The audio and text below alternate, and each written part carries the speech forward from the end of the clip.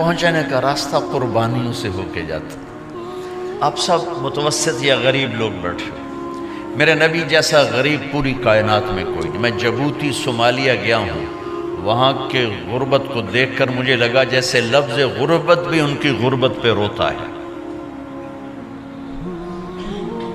ایسی غربت میں نے پورے پاکستان میں کہیں نہیں دیکھی جو میں نے جبوتی میں دیکھی، صومالیہ میں دیکھی، کیمرون میں دیکھی، چاڈ میں دیکھی، سوڈان میں دیکھی.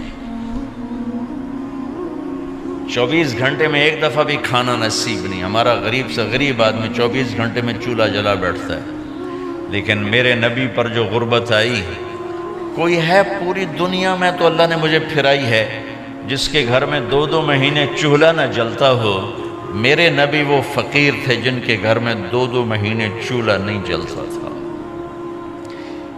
ایک رات آپ سوئے ہوئے، کبھی یوں کروڑ بدلے اور کبھی یوں کروڑ بدلے، بار بار حضرت عائشہ کے ساتھ.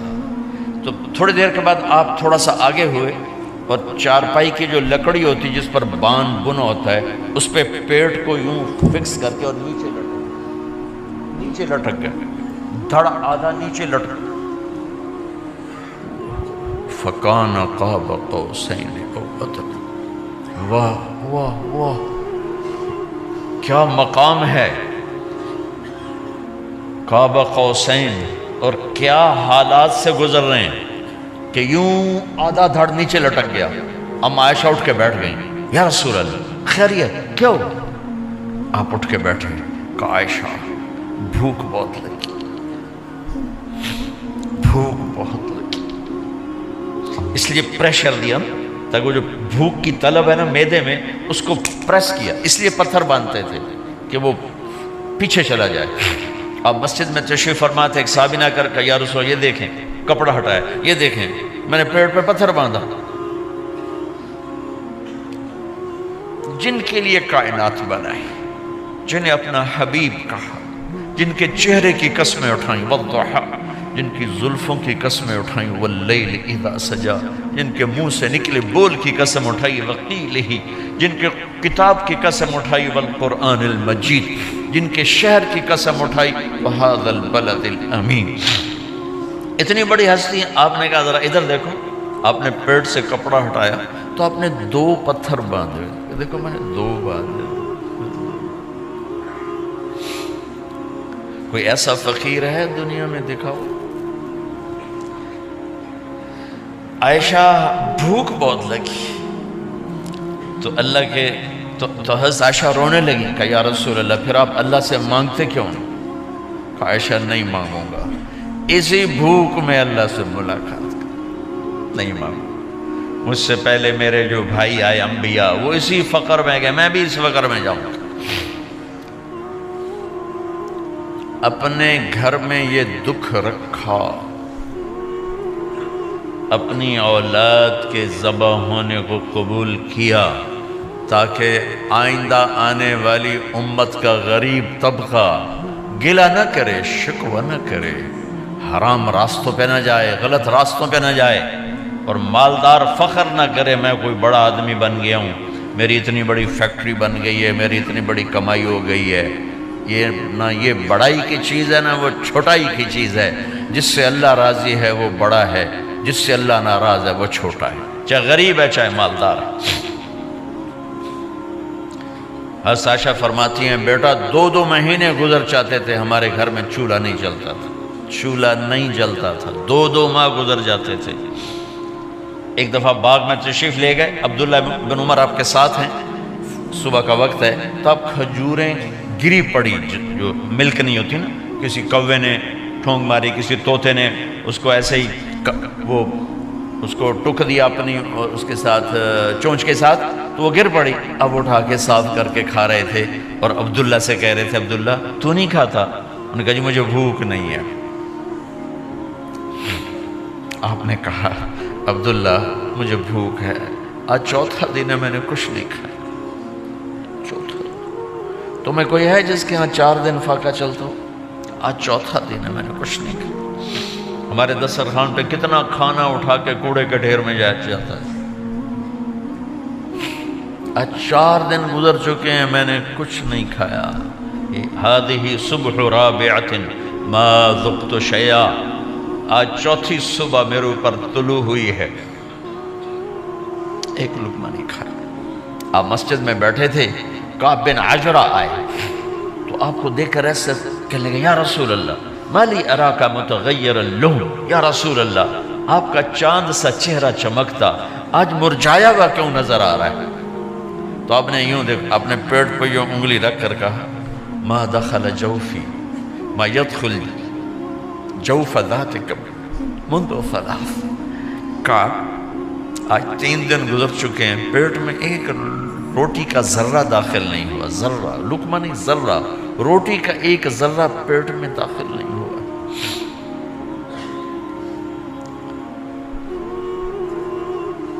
और इतनी बड़ी रिसालत, इतनी बड़ी नबूवत,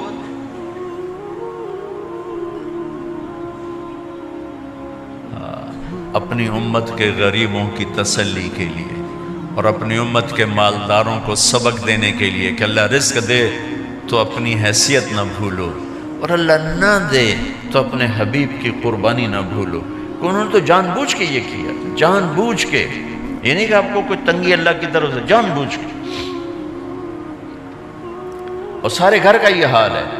बस फातिमा रज़ी अल्लाह तआला अन्हा से मिलने गए, कहा बेटे मैं अंदर आ जाऊँ, मेरे साथ इमरान भी हैं, एक सहाबी थे अरब सरदार, मेरे साथ इमरान भी हैं। कहा अब्बा जान मेरे घर में इतनी चादर नहीं कि अपने आप को छुपा सकूं, पर्दा करने के लिए मेरे पास चादर कोई नहीं, तो आपने अपनी चादर अंदर दे दी, कैसे पर्दा करना, तो लपेट ली। अब अंदर आए तो आपने पूछा, मैंने सुना था तो बीमार है, मैं तेरा हाल पूछने आया हूँ। तो बाप को देख के आंसू निकल आए, कहा या रसूल अल्लाह बीमारी भी है और भूख भी है, दोनों ही है, सिर्फ बीमारी नहीं भूख भी है। बड़े बड़े मुसीबतों से लड़ जाने वाले माथे पे कभी बल ना आया। बेटी के आंसुओं ने पिघला भी दिया और रुला भी दिया, आप भी रो पड़े, आप भी रो पड़े। फिर कहा मेरी बेटी न रो, वल्लज़ी बाअस अबाकी बिलहक़ मा ज़ुक़्तु मिन सलासत अय्यामिन तवाक़ा, आज 3रा दिन है मैंने एक लुक़मा नहीं खाया मैं तेरे साथ। और मेरी बेटी मैं तुम्हें बताऊं, मेरे रब ने मुझे कहा था मेरे हबीब अगर आप चाहें तो ओहद पहाड़ सोना बना दो, 10 मील लंबा चौड़ा है ओहद पहाड़, 10 मील, मैं ओहद पहाड़ सोना बना दूं आपकी खिदमत में पेश करूं। तो मैंने कहा नहीं या अल्लाह मुझे नहीं चाहिए, मैं एक दिन भूखा रहूँगा, एक दिन खाना खाऊँगा।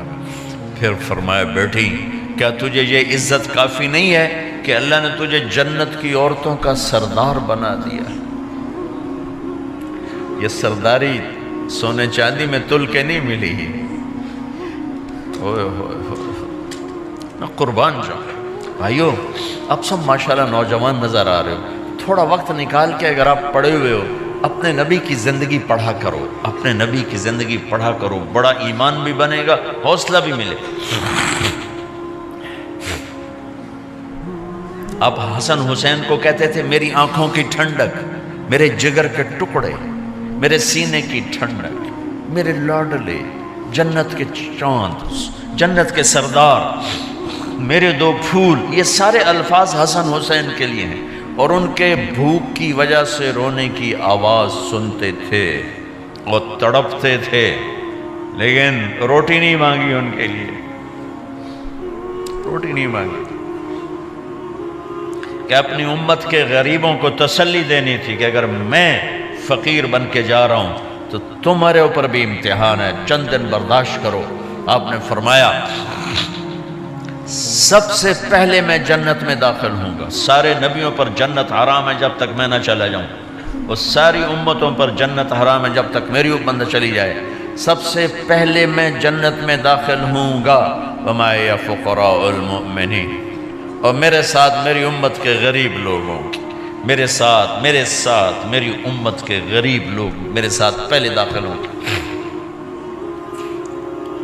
हज़रत फातिमा के घर में फाका हद से बढ़ गया तो हज़रत अली ने फरमाया कि जाओ अल्लाह के नबी से कुछ तो मांग के आओ, कुछ तो पेट में जाए। ज़िंदगी में कभी ऐसा मौका नहीं आया یہ ایک دفعہ اتنا فاقہ آیا کہ حضرت علی جیسی ہستی نے بھی کہا جاؤ، تو آپ تشریف لائیں اور دروازے پہ دستک دی تو اتنا پیار تھا۔ جب حضرت فاطمہ گھر میں داخل ہوتی، اللہ نے ہمیں اولاد کے ساتھ کیا سلوک کرنا ہے اللہ نے ہمیں اپنے نبی سے یہ بھی سکھایا۔ حضرت فاطمہ جب بھی گھر میں آتی، اور ساتھ ہی تو گھر تھا، دیوار سے دیوار ملی تھی، روز کا آنا جانا تھا، تو میرے نبی بیٹھے نہیں رہتے تھے، آؤ فاطمہ کیا حال ہے، کھڑے ہو جاتے اور تیزی سے آگے بڑھتے، دروازے پر ہی حضرت فاطمہ کا ہاتھ پکڑ لیتے، ہاتھ کا بوسہ لیتے، بوسہ لے کر ہاتھ پکڑے پکڑے بیٹی کو چارپائی پہ پہلے بٹھاتے، اس کے بعد خود بیٹھتے تھے۔ اکرموا اولادکم، میرے نبی نے کہا اولاد کو عزت دو، پھر وہ تمہیں عزت دیں گے۔ ہمارے ماحول میں اکثر ماں باپ نے اولاد پہ ڈنڈا ہی اٹھایا ہوتا ہے، پھر ان میں بغاوت پیدا ہو جاتی، پھر کہتے ہیں اولاد نافرمان ہے۔ آپ نے دستک دی تو کہنے لگے یہ تو فاطمہ کی دستک ہے، خیر تو ہے، پہلے تو کبھی اس وقت میں آئی نہیں، تو آپ نے ام ایمن سے کہا دروازہ کھولو۔ ام ایمن نے دروازہ کھولا تو آپ نے استقبال کیا، بٹھایا، پوچھا بیٹی کیا ہوا، اس وقت میں کیسے آئیں؟ کہا یا رسول اللہ بہت فقر ہے، بہت بھوک ہے، آپ کے پاس سنا کچھ مال آیا ہے، کچھ ہمیں بھی دے دیا جائے۔ اتنی صابر بیٹی زندگی میں ایک دفعہ بھوک کی شکایت لے کر آئیں، اور آگے باپ نے پھر پیپر لے لیا، پھر امتحان میں ڈال دیا۔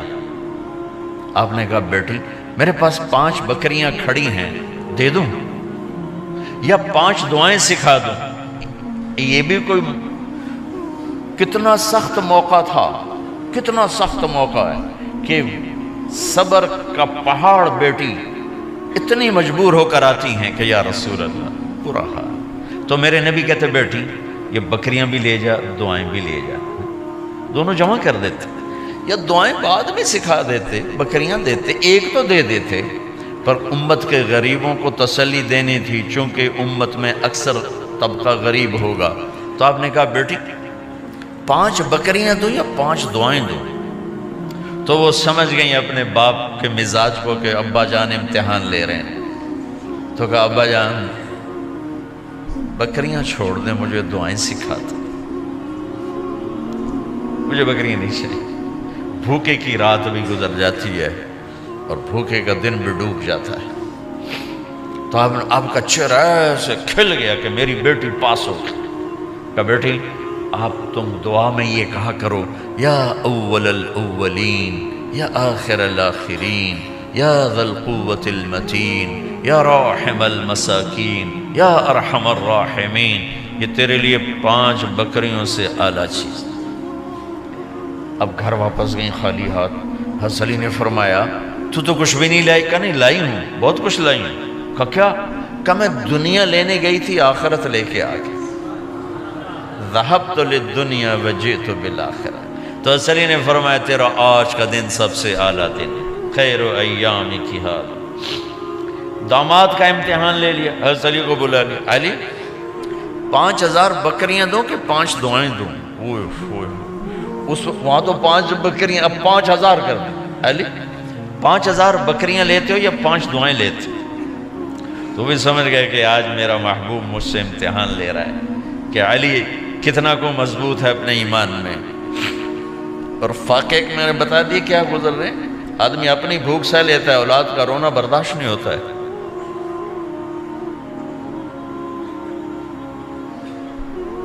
علی 5 دعائیں دوں کہ 5000 بکریاں؟ حضرت علی نے عرض کی یا رسول اللہ دعائیں سکھا دیں، بکریاں نہیں چاہیے۔ میرا نبی کا چہرہ کھل گیا کہ میرا داماد بھی پاس ہو گیا۔ علی تو یہ دعا مانگا کر روزانہ، اللہم اغفر لی ذنبی ووسع لی خلقی وبارک لی فی رزقی وقنعنی بما رزقتنی ولا تذهب قلبی الی شیء صرفتہ عنی۔ یہ 5 دعائیں تو مانگا کر، 5000 بکریوں سے زیادہ ہے۔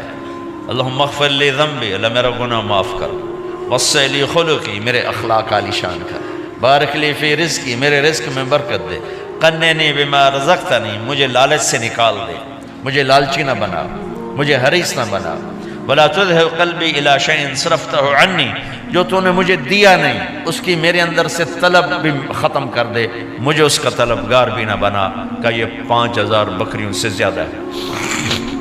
میں نے تھوڑا سا اپنے نبی کے گھر کا نقشہ آپ کو بتایا ہے کہ یہ چند دن صبر کی دنیا ہے، اللہ راضی ہو گیا تو موت سب سے خوبصورت پیغام۔